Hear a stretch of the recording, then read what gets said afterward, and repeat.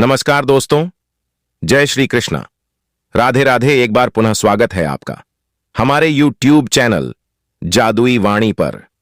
प्रिय दर्शकों, आज की कहानी है तिर्या चरित्र की। प्रिय दर्शकों, हमें विश्वास है जो भी व्यक्ति इस कहानी को पूरा सुनेगा वह जिंदगी में कभी धोखा नहीं खाएगा, इसलिए आप इसे ध्यान से सुनना। दोस्तों, इस संसार में ऐसी औरतें भी हैं जो सुंदर, सुशील और पतिव्रता स्त्रियों को भी बदनाम कर देती हैं। आपसे निवेदन है कहानी को पूरा सुनना, क्योंकि प्रिय दर्शकों, ये कहानी आपको बहुत ही अच्छी जानकारी और बहुत बड़ी सीख देकर जाएगी। तो आइए कहानी शुरू करते हैं। बहुत समय पहले की बात है। किसी राज्य में एक राजा रहा करता था। वह राजा बहुत ही धर्मात्मा राजा था। उसकी राज्य की चर्चाएं बहुत दूर दूर तक फैली हुई थीं। उस राजा का पुत्र था जिसकी उम्र कुछ ज्यादा नहीं थी, 12 या 13 वर्ष होगी। वह राजकुमार बड़ा ही सुंदर था। राजा उसकी शादी कर देता है। जब राजा ने उसकी शादी की तो राजकुमार उस वक्त मात्र 14 वर्ष का था। तभी उसकी शादी कर दी गई थी और राजा अब बूढ़ा हो चुका था। एक दिन राजा ने सोचा कि अपने राजकुमार को अब राजा बना देते हैं, क्योंकि उस राजकुमार ने कई शादियां की थीं और पहले के राजाओं में यही नियम था कि राजा जितनी चाहे उतनी शादी कर सकता था। वह राजा अपने पुत्र राजकुमार को राजा बना देता है। उसकी शादी हो चुकी थी और एक नहीं बल्कि राजकुमार की 7 शादी हो चुकी थी। वह राजकुमार जो कि राजा बना था, अपनी पढ़ाई लिखाई फिर भी कर रहा था। वह रोज गुरुकुल पढ़ने के लिए जाया करता था और एक दिन की बात है, जब वह राजकुमार पढ़ने के लिए विद्यालय जा रहा था तो रास्ते में उसे एक पनिहारी मिली। वह पनिहारिन भी बहुत सुंदर थी। उस पनिहारिन ने राजकुमार से पूछा कि हे राजा, आप रोज कहां जाते हैं? राजकुमार कहता है कि मैं रोज पढ़ने के लिए, विद्या ग्रहण करने के लिए अपने गुरु के पास जाता हूं। तो वो कहती है, ये तो अच्छी बात है, लेकिन ये बताइए, आपने त्रिया चरित्र पढ़ा है? राजकुमार कहता है कि नहीं, मैंने यह कभी नहीं पढ़ा है। फिर पनिहारिन कहती है कि आप त्रिया चरित्र अवश्य पढ़ो। राजकुमार कहता है कि यह त्रिया चरित्र क्या होता है? पनिहारी ने कहा कि आप यह बात अपने गुरु से जाकर पूछना और त्रिया चरित्र को अवश्य ही पढ़ना। राजकुमार कहता है कि मैं आज ही जाऊंगा और अपने गुरु से जाकर पूछ लूंगा कि आपने मुझे त्रिया चरित्र क्यों नहीं पढ़ाया। इतनी बात कहने के बाद वह राजकुमार वहां से चल देता है। वो पनिहारिन की बात सुनकर वह राजकुमार गुस्से में था। उसकी आंखें लाल थीं। वो अपने गुरु के पास जाकर प्रणाम करता है। गुरुजी ने पूछा कि बेटा, क्या हुआ?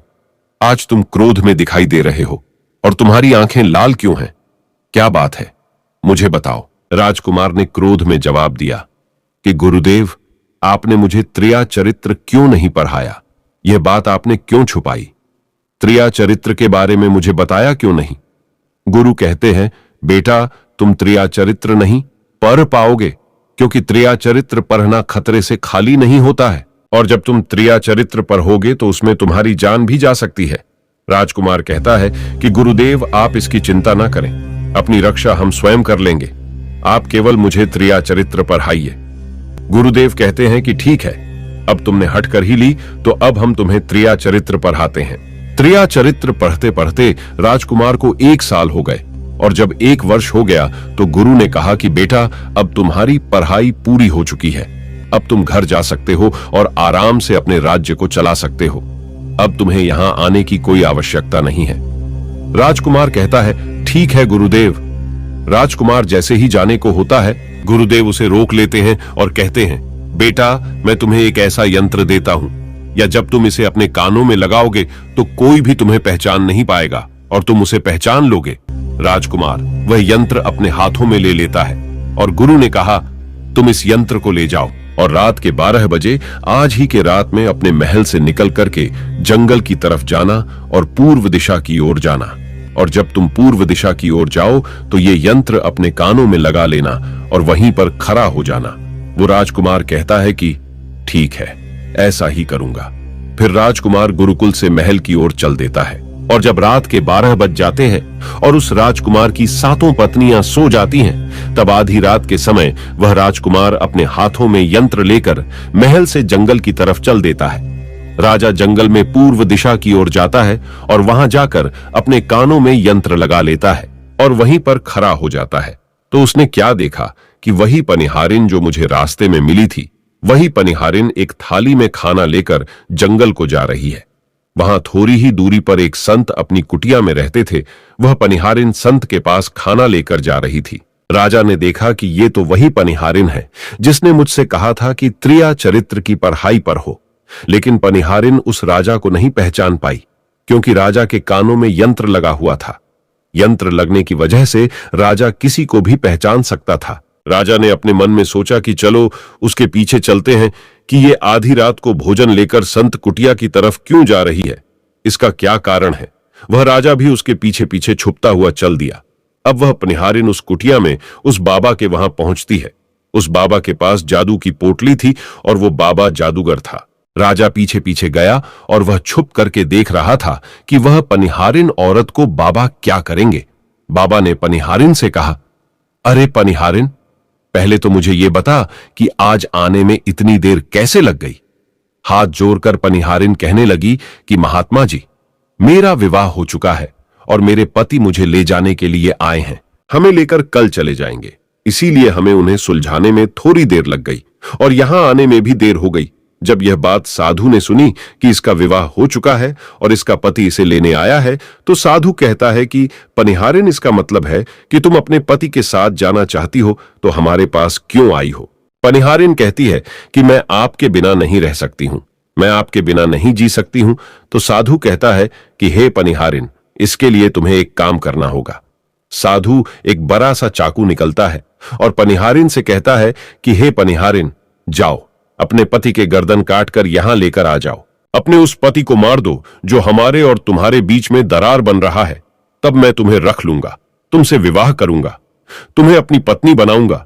बिना कुछ सोचे समझे वो चाकू को ले लेती है और दौड़ते हुए अपने घर जाती है और उसका पति सो रहा था। वहां जाकर अपने पति की गर्दन काट देती है और उसकी गर्दन को लेकर साधु के पास आती है। और जो राजकुमार थे उसके पीछे पीछे उसका सारा कारनामा देख रहे थे।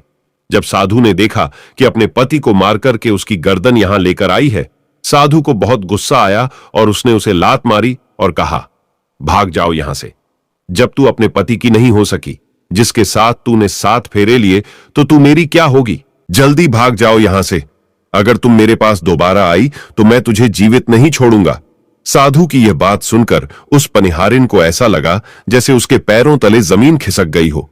फिर भी अपने पति की कटी हुई गर्दन घर लेकर के आई और उसकी गर्दन जोड़ देती है और वहीं बैठ जाती है। और इधर जैसे ही सवेरा हुआ, अपने पति के पास बैठकर रोने लगती है और चिल्लाने लगती है। कहती है, देखो देखो, किसी ने मेरे पति की हत्या कर दी।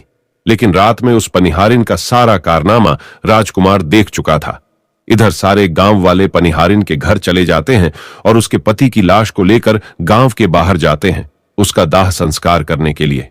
और वो पनिहारिन भी पीछे से भागती हुई रोती हुई चली जा रही थी और उधर राजकुमार भी जा रहे थे जो कि अपने राज्य के राजा बन चुके थे। पनिहारिन भागती हुई चिल्लाती हुई पहुंची और कहने लगी, मैं सती बनूंगी, क्योंकि अगर जब मेरे पति ही नहीं रहे तो ऐसे जीवन का क्या फायदा। मैं इन्हीं के साथ सती हो जाऊंगी। राजा को उसकी बातें सुनकर हंसी आ जाती है और राजा कहता है, त्रिया चरित्र जाने ना कोई और खसम मेरी के हुए सती। राजकुमार की यह बात और कोई तो नहीं समझ पाया, लेकिन वह पनिहारिन समझ जाती है। कहती है कि राजा साहब, आप हमारे ऊपर यह बात कह रहे हैं, लेकिन चलिए कोई बात नहीं, मैं सती हो जाऊंगी। लेकिन पनिहारिन जाते जाते कहती है, मैं तुम्हें एक बात बताती हूं। राजकुमार कहता है, क्या बताओ।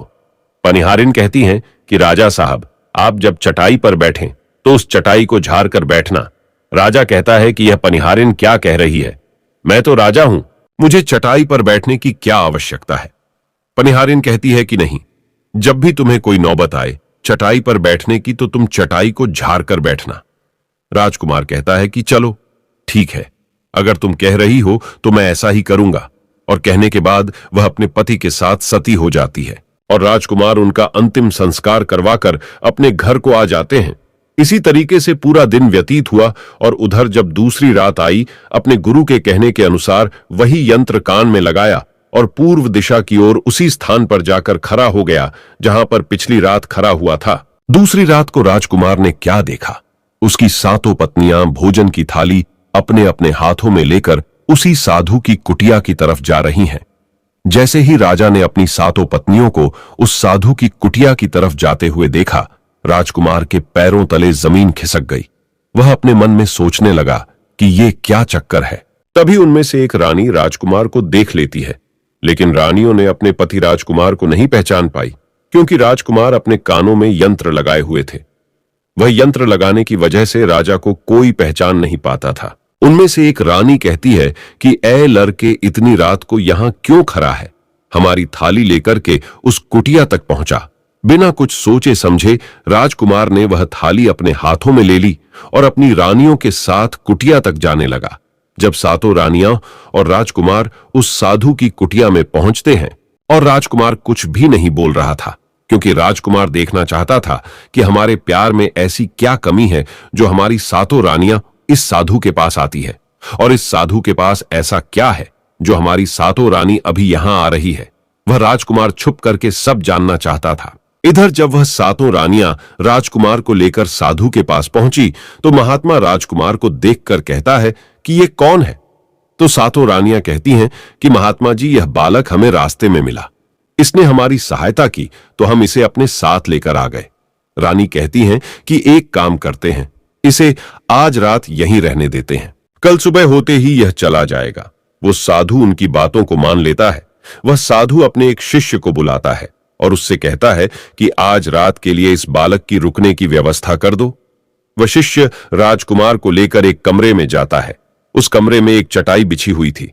शिष्य कहता है कि देख भाई, आज तुझे चटाई पर सोना पड़ेगा। वह शिष्य राजकुमार को इतना कहकर वहां से चला जाता है। राजकुमार उस कमरे में अकेला पड़ जाता है। अपने मन में सोचता है कि आज तो नौबत आ ही गई चटाई पर सोने की। राजा कहता है, चलिए कोई बात नहीं, आज की रात हम चटाई पर ही गुजार लेंगे।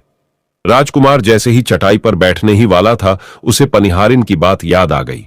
वो सोचने लगा कि पनिहारी ने मुझसे कहा था कि जब भी तुम्हें चटाई पर बैठने की नौबत आए, तुम चटाई को अवश्य झाड़ लेना। चलो आज पहले झाड़ ही लेते हैं, हो सकता है इसका कोई राज हो। जैसे ही राजा ने चटाई उठाई तो उसने क्या देखा? उसने देखा कि एक बहुत बड़ा भयानक कुआं है। जब उस कुएं को देखा तो राजा के होश उड़ गए। राजा उस कुएं के अंदर झांक कर देखता है। राजा को अंदर बहुत सारे कैदी दिखाई देते हैं, जिन्हें उस्तादों ने अंदर कैद करके रखा था। उन कैदियों में से एक आदमी ने राजकुमार को पहचान लिया। वह आदमी राजकुमार से कहता है कि राजकुमार, आप यहां कैसे आ गए? राजकुमार कहता है कि धीरे बोलो, नहीं तो सब पोल पट्टी खुल जाएगी। तब सभी कैदियों ने कहा कि राजा साहब, आप यहां से भाग जाए। हम तो यहां से निकल नहीं पाए, लेकिन आप यहां से भाग जाए, नहीं तो आपका भी यही हाल हो जाएगा जो कि हमारा हुआ है। आप भी यहां फंस जाएंगे। आपको भी पकड़कर ये साधु इसी में डाल देगा। आप जितना जल्दी हो सके यहां से भाग जाए। राजा जब उस कमरे के अंदर गया था तो अपने कान में से यंत्र निकाल लिया था, और जब राजा वहां से भागा तो अपने कान में यंत्र लगाना भूल ही गया। राजा को भागते हुए उन रानियों ने और साधु ने देख लिया था। रानियों ने जब राजा को भागते हुए देखा तो रानी कहती हैं, यह तो हमारे पति हैं। महात्मा से कहती हैं कि महात्मा जी, अब तो हमारी सारी पोल पट्टी खुल जाएगी। यह तो हमारे पति है और वह भागे जा रहे हैं। उन्होंने हमें यहां देख लिया है, अब हमारा क्या होगा? वह साधु कहता है कि तुम यहां क्या देख रही हो? जल्दी जाओ और अपने पति को पकड़ कर लाना। तो रानियां राजकुमार को पकड़ने के लिए दौड़ी दौड़ी जाती है, लेकिन वह राजकुमार जो राजा था इतना तेज था कि वह अपने महल जा पहुंचा, और घबराई रानियों के तो होश उड़ गए। फिर वापस उसी बाबा के पास आती है और बाबा से कहती है कि महाराज, अब तो हमारे पति हमें जीवित नहीं छोड़ेंगे। हम जैसे ही घर जाएंगे वो हमारी जान ले लेंगे। हे महात्मा, आप हमें बचा लीजिए, इसका कोई उपाय कीजिए। तब जाकर वह साधु रानियों को एक जादुई कील देता है और कहता है कि जब तुम जाओ तो अपने पति को बहला फुसलाकर उसके माथे में यह जादुई कील घुसा देना। तुम्हारे पति को ढेर बना देगा और तुम साथ मिलकर उसे मार देना। बस कहानी खत्म हो जाएगी और तुम सातों रानियों बच जाओगी। सब रानियां तैयार हो जाती हैं। वो सातों रानियां साधु की बात मान लेती हैं और जादुई कील लेकर महल आती है। वह सातों रानियां आपस में विचार करती हैं कि राजा सबसे ज्यादा प्रेम सबसे छोटी वाली रानी को करते हैं, तो वह 6 रानियां मिलकर जादू वाला कील छोटी रानी को दे देती है और कहती है, ये लो, तुम्हारा काम है, तुम किसी भी तरह राजकुमार के सर में ये कील गाड़ देना। तो छोटी वाली रानी कहती है, ठीक है, और छोटी वाली रानी वह कील ले लेती है। जब राजा ने उन सातों रानियों को आते हुए देखा तो क्रोध में कहा कि पहले तुम यहीं रुको, पहले मुझे ये बताओ कि हमारे राज्य में और हम में ऐसी क्या कमी है कि तुम आधी रात को उस साधु के पास जाते हो। इसका क्या कारण है, पहले तुम मुझे ये बताओ। तो सातों रानियां हाथ जोड़कर कहती हैं, महाराज हमें माफ कर दीजिए, हमें लगता है कि उस साधु बाबा ने हम पर कोई जादू टोना कर दिया था, इसीलिए हमसे ऐसी गलती हो गई। आइंदा ऐसी गलती हमसे कभी नहीं होगी। छोटी रानी की ऐसी बातें सुनकर राजा उनकी बातों को मान लेता है, क्योंकि वह राजा छोटी रानी से बहुत प्रेम करता था। वह राजा भी सोचने लगता है कि शायद उस बाबा ने ही इन पर कोई जादू टोना किया होगा, और अपनी सातों पत्नियों को माफ कर देता है और कहता है, ठीक है, तुम अपने कमरे में चली जाओ। सबसे छोटी रानी, जिससे राजकुमार बहुत प्रेम करता था, वह राजकुमार को खाना खिलाती है और राजकुमार को सुला देती है। जब वह राजा सो गया तो वह 6 रानियां भी वहीं आ जाती हैं। सबसे छोटी रानी जो थी वह जादुई कील निकालती है और राजा के सर में घुसा देती है। छोटी रानी ने कील जैसे ही ठोकी, राजा पूरा तेजी से उठा, लेकिन इतने समय में वह ढेर बन चुका था। अब उस राजा में इतनी शक्ति नहीं थी कि उन रानियों से मुकाबला कर सके। वह सातों रानियां उस राजा को पकड़ने लगी। राजा फिर भी हिम्मत नहीं हारा और अपने महल की खिड़की से कूदकर राजा भागते भागते अपने गुरु के पास पहुंच गया और कहने लगा कि गुरु जी, मुझे माफ कीजिए, मेरी जान बचाइए, नहीं तो मैं मारा जाऊंगा। गुरु कहते हैं कि बेटा, मैंने तुमसे कहा था कि तुम त्रिया चरित्र मत सीखो, इसमें जान भी जा सकती है। देखा इसका नतीजा। राजकुमार कहता है, गुरुदेव मुझे माफ कर दो और जल्दी मेरी जान बचाओ, नहीं तो मैं मारा जाऊंगा। मेरी पत्नी ने मेरे सर में जादुई कील ठोंकी है, जिसकी वजह से मैं ढेर बन चुका हूं। गुरु ने जब ध्यान से देखा तो कहा कि यह वही कील है जो साधु ने दिया है। मैं तुम्हें अब नहीं बचा सकता। राजकुमार कहता है, नहीं गुरुदेव, ऐसा मत कहिए, मैं आपका शिष्य हूं, आपका कर्तव्य है मेरी जान बचाना। तो अब गुरु कहते हैं कि हे बेटा, मैं तुम्हें बचा तो नहीं सकता, लेकिन एक उपाय है। राजकुमार कहता है, क्या उपाय है गुरुदेव?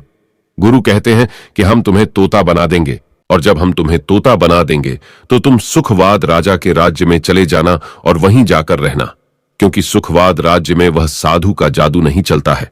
और तुम्हें जब बहुत प्रेम करने वाली स्त्री मिलेगी तो तुम पुनः राजकुमार बन जाओगे।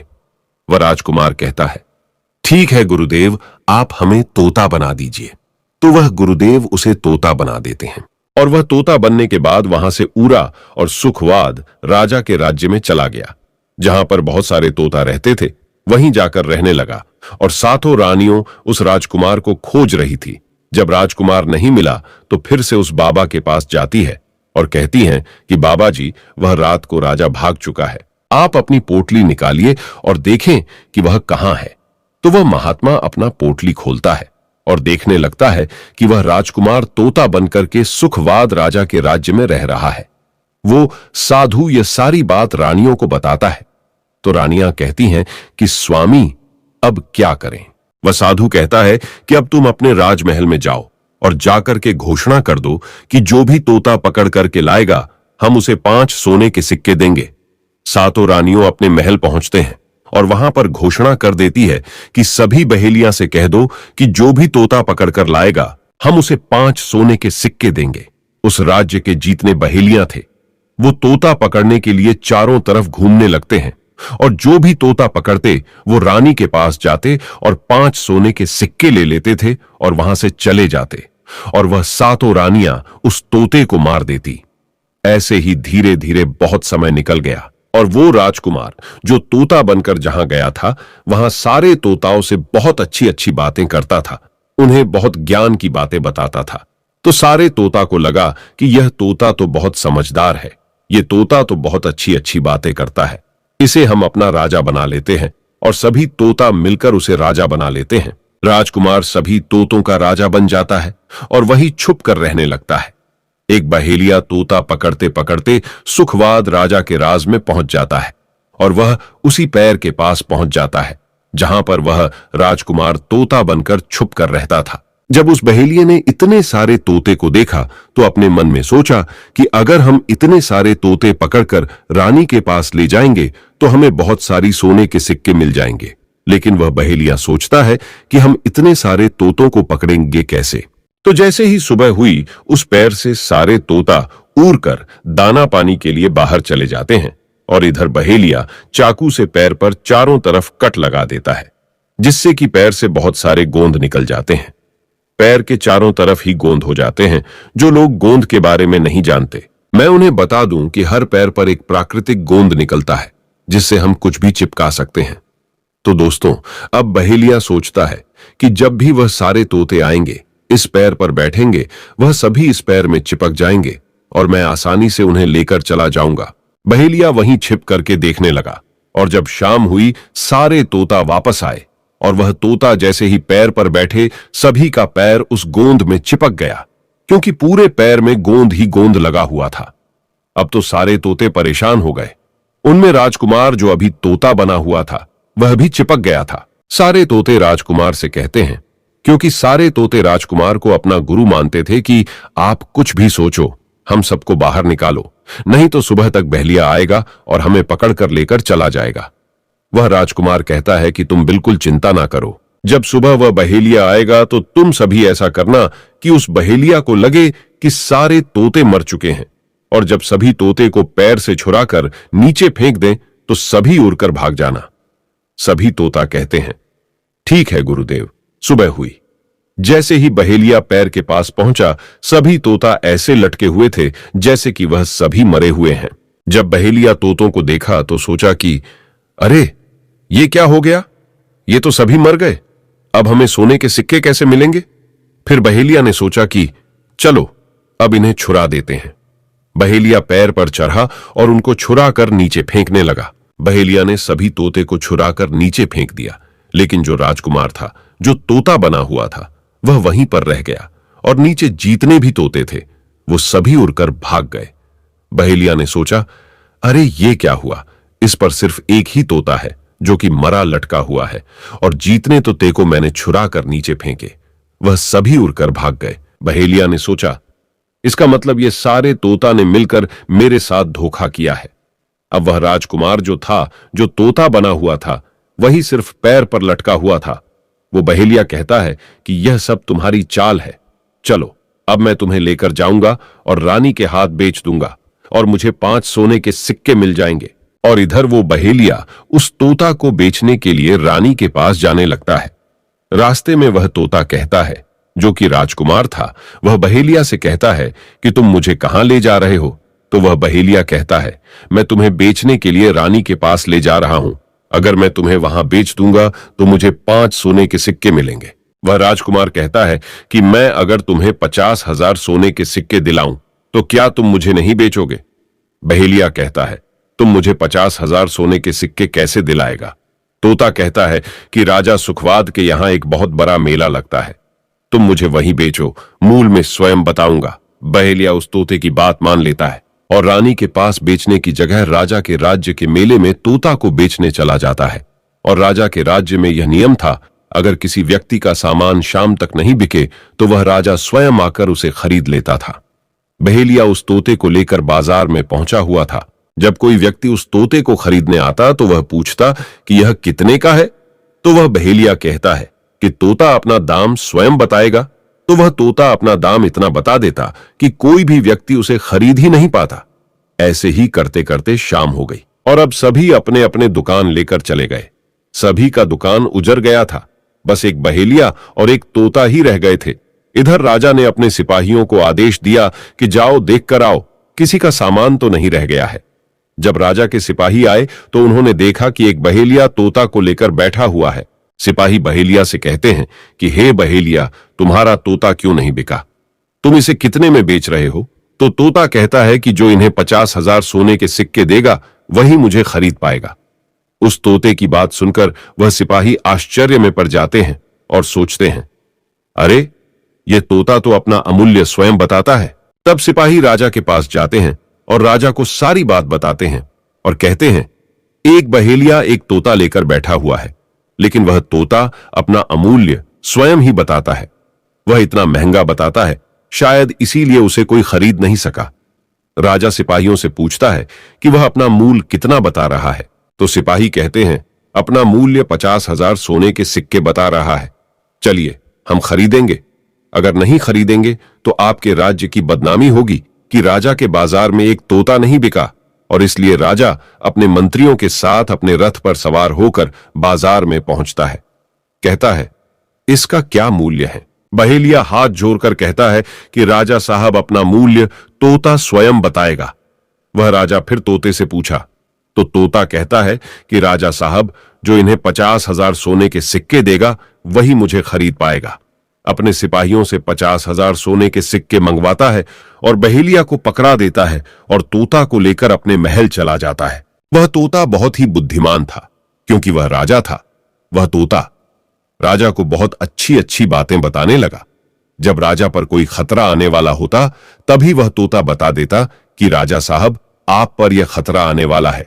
और इसी तरह सब उस तोते से बहुत अधिक प्रेम करने लगते हैं। जब यह बात रानियों को पता चला कि राजा ऐसा तोता लेकर आए हैं जो कि बोलता भी है और बहुत अच्छी अच्छी बातें बताता है, तो रानियां राजा से कहती हैं, उस तोता को मेरे पास भिजवा दीजिए। हम भी उस तोता को देखना चाहते हैं। हम उस तोता से बातें करना चाहते हैं। राजा अपने मंत्रियों से कहकर वह तोता रानियों के पास भिजवा देता है। रानी उस तोते से बातें करके बहुत खुश हो जाती है। वो रानी भी तोते से बहुत प्रेम करने लगती है और कहती है कि वाह रे तोता, इसीलिए तुझे राजा साहेब ने 50,000 सोने के सिक्के देकर खरीदा है। राजा की एक पुत्री थी जो कि बड़ी सुंदर थी। रानी अपनी पुत्री से कहती है कि आज से तुम ही इस तोते का ध्यान रखोगे और कल तुम इसे अच्छे से धोकर नहला देना। वो राजकुमारी भी उस तोते से बहुत प्रेम करती है। जैसे ही सुबह हुआ, राजकुमारी उस तोते को लेकर नहलाने जाती है। राजकुमारी उसे नहला रही थी तो उसने देखा कि तोता के सिर पर कील सा कुछ लगा हुआ है। राजकुमारी उसको निकाल देती है। राजकुमारी जैसी ही कील को निकालती है, वह तोता पहले वाला एक सुंदर सा राजकुमार बन जाता है। उसे देखकर राजकुमारी घबरा जाती है। राजकुमार कहता है कि तुम घबराओ नहीं, ये कील वापस से मेरे सर में लगा दो तो मैं फिर से तोता बन जाऊंगा और इसके बारे में मैं तुम्हें रात्रि में बताऊंगा। तुरंत ही वह राजकुमारी वह कील राजकुमार के सर में लगा देती है और वह वापस से तोता बन जाता है। रात को राजकुमारी तोते को लेकर अपने कमरे में जाती है और उसके सर से कील निकाल देती है और वह तोता फिर से राजकुमार बन जाता है। वह राजकुमार अपनी सारी दास्तां उस राजकुमारी को बताता है और कहता है, माफ करना, यह दास्तां तुम किसी को बताना नहीं तो मेरी जान चली जाएगी। राजकुमारी इसके बारे में अपनी माता और पिता को भी नहीं बताती है। दिन भर वह तोता रहता है और रात को राजकुमारी उस तोते को अपने कमरे में ले जाती और उसके माथे से कील निकाल देती और वह राजकुमार बन जाता और रात में वह दोनों साथ में ही रहते। और ऐसे ही धीरे धीरे समय निकलता गया। राजकुमारी को राजकुमार से प्रेम हो जाता है। इधर क्या हुआ, जो राजकुमार की पत्नियां थीं वह बहुत सारे तोते मरवा देती हैं, लेकिन जो राजकुमार तोता बना हुआ था वह उन्हें नहीं मिलता है और वे उसी साधु के पास जाती हैं और कहती है कि हे महात्मा, हमारे पति तो अभी तक हमें नहीं मिले, हम अब क्या करें, उन्हें कैसे मारे। वो साधु फिर से अपनी पोटली खोलता है और देखता है कि वह राजकुमार अभी तक तोता बन के राजा के घर में रह रहा है। वह साधु रानियों से कहता है कि तुम एक काम करो कि तुम नृत्य कला सीखो। हम सभी मिलकर उस राजा के घर नृत्य कला करने जाएंगे और जब राजा हम पर प्रसन्न हो जाएगा और हमें कुछ मांगने को कहेगा तो हम उस तोते को ही मांग लेंगे और फिर आसानी से उसे मार देंगे। धीरे धीरे समय बीता। साधु तबला बजाता और सातों रानी पूरी तरह से नृत्य कला सीख चुकी थी। अब साधु को लगा कि हम सफलता प्राप्त कर सकते हैं और उस तोते को उस राजा से मांग सकते हैं। साधु का भेष बदल करके उन सातों रानियों को नृत्य कला वाली स्त्री बनाकर के राजा के दरबार में पहुंच गया। राजा उस साधु से पूछता है कि आप लोग कौन हैं, यहां क्यों आए हैं। तब साधु कहता है कि हम सब नृत्य कला वाले हैं, आपके महल में हम नृत्य कला दिखाना चाहते हैं। राजा को भी गाने और बजाने का बहुत शौक था, वह मान जाते हैं। उधर वह साधु अपना गाना बजाना चालू करता है। जब उनकी गाने बजाने की आवाज तोता के कानों में पहुंची तो तोता समझ गया कि वह साधु हमारी सातों रानियों को लेकर भेष बदलकर यहां पर आ गया है, अब हमारी जान नहीं बचेगी। लेकिन जब राजकुमारी उस तोते को लेकर अपने कमरे में जाती है, उस तोते के सर से कील निकालती है और वह तोता राजकुमार बन जाता है और वह राजकुमार सारी बातें उस राजकुमारी को बताता है कहता है कि देखो, जो यह गाने बजाने वाले आए हैं यह वही साधु हैं। यह गाने बजाने से राजा को खुश कर देगा और बदले में मुझे मांग लेगा और ले जाकर मुझे मार देगा। वह राजकुमार कहता है कि सुनो राजकुमारी, जब राजा आदेश दें कि तोता को लेकर आओ तो तुम मुझे मत देना। जब राजा खुद यही मुझे लेने आए तब भी तुम मुझे मत देना। कहना कि तोता को नहीं दूंगी, और जब राजा ना माने, राजा तुमसे जिद करें और मुझे मांगे, तब तुम गुस्से में आकर के पिंजरे को फेंक देना। उसके बाद मैं अपने बचने का रास्ता हम स्वयं ही ढूंढ लेंगे। राजकुमारी कहती है कि ठीक है, और वहां गाना बजाना हुआ तो राजा प्रसन्न होकर उन्हें कहते हैं कि मांगो, क्या मांगना चाहते हो। वह साधु कहता है कि जो आपके पास तोता है, जो आप कुछ दिनों पहले ही खरीदे हैं, वह तोता आप मुझे दे दो। राजा कहता है ठीक है। राजा अपने मंत्री को आदेश देता है कि जाओ, उस तोते को लेकर आओ। मंत्री राजकुमारी के पास पहुंचता है और कहता है कि यह तोता मुझे दे दो। राजकुमारी कहती है नहीं दूंगी। मंत्री कहता है कि देखिए, आप जिद मत कीजिए। राजकुमारी कहती है कि तुम जाओ और मेरे पिताजी को यहां भेज दो, वह आकर इसे ले जाएंगे। मंत्री राजा को जाकर सारी बात बताता है। राजा स्वयं आता है उस तोते को लेने के लिए। वह राजा जाकर कहता है कि बेटे, यह तोता मुझे दे दो। यह नृत्य कला वाले को देना है, जो यहां गाना बजाना किए हैं, यह उन्हें देना है। तो राजकुमारी कहती हैं कि पिताजी, यह तोता मैं नहीं दूंगी। क्रोध में आकर राजा कहने लगा कि बेटी, कैसी बातें कर रही हो, इसे देने का मैंने वादा किया है। जब राजकुमारी ने राजा को क्रोध में देखा तो राजकुमारी को भी गुस्सा आ गया और राजकुमारी गुस्से में पिंजरे को जमीन पर फेंक देती है। वह पिंजरा जैसे ही जमीन पर गिरा वह टूट गया और तोता जो था वो चावल का दाना बन गया। और जैसे ही साधु को यह बात पता चली, साधु भी तुरंत कबूतर बन जाता है और उस दाने को कबूतर झुकने लगता है। उसमें से जो एक दाना था, बस वही राजकुमार था। जैसे ही वह दाना कबूतर झुकने वाला होता है, राजकुमार बाज बन जाता है और एकदम से कबूतर पर झपटता है और उसे मार देता है। इस तरह से उस साधु की मृत्यु हो जाती है। राजा यह सब देखकर आश्चर्यचकित हो जाता है। उस कबूतर को मारकर फिर से तोता बन जाता है और जो राजकुमारी थी उस तोते से कील निकाल देती है और वह फिर से पहले जैसा राजकुमार बन जाता है। वह राजकुमारी अपने पिता को सारी बात बता देती है। वह राजकुमार कहता है कि देखिए राजा साहब, मैं भी एक राजा हूं और मैं आपकी बेटी से प्रेम करता हूं और मैं उनसे शादी करना चाहता हूं। वह राजा अपनी पुत्री से पूछता है कि बेटी, क्या तुम इससे शादी करना चाहती हो? तो राजकुमारी कहती हैं कि पिताजी, मैं इनसे प्रेम करती हूं। और फिर राजकुमार उस राजा की पुत्री से विवाह करके अपने महल जाता है और जो उनके 7 पत्नियां थीं उनको पकड़कर बंदी गृह में बंद करवा देता है और राजकुमार खुशी खुशी उस राजकुमारी के साथ रहने लगता है। दोस्तों, जब कोई स्त्री कभी कभी किसी परिस्थिति में चतुराई या चालाकी दिखाती है या दूसरों को बेवकूफ मानते हुए कोई अभिनय, ढोंग या पाखंड करती है, तो इसे ही त्रिया चरित्र कहते हैं, जिसे पढ़ने के बाद राजा को अपनी जान बचाने के लिए क्या क्या नहीं करना पड़ा, क्योंकि राजा को स्त्री के त्रिया चरित्र की पूरी जानकारी हो चुकी थी कि कैसे जब एक स्त्री को अपना स्वार्थ दिखने लगता है तो वह अपने लोगों को भी बेवकूफ बनाकर अपना स्वार्थ को पूरा करती है और उसके साथ रहने वाले लोगों को इसके बारे में भनक तक नहीं लगता कि यह स्त्री त्रिया चरित्र की खेल कर रही है। दोस्तों, आज के टाइम में हर दूसरा लोग त्रिया चरित्र कर रहा है, जिसके अंदर थोड़ा सा भी स्वार्थ है। इसलिए दोस्तों, जो आपके दिल के करीब है उसके बारे में आप पूरी जानकारी रखिए कि उसके अंदर खुद को लेकर कोई स्वार्थ तो नहीं छुपा है, और अगर ऐसा है तो आप उनसे थोड़ा दूर ही रहिए, क्योंकि ऐसे में आपको जिंदगी के हर एक कदम पर धोखा ही मिलेगा, क्योंकि एक स्वार्थी स्त्रियां अपनी स्वार्थ के लिए जिंदगी में कुछ भी कर सकती हैं। तो दोस्तों, आपको ये वीडियो कैसी लगी कमेंट करके जरूर बताएं।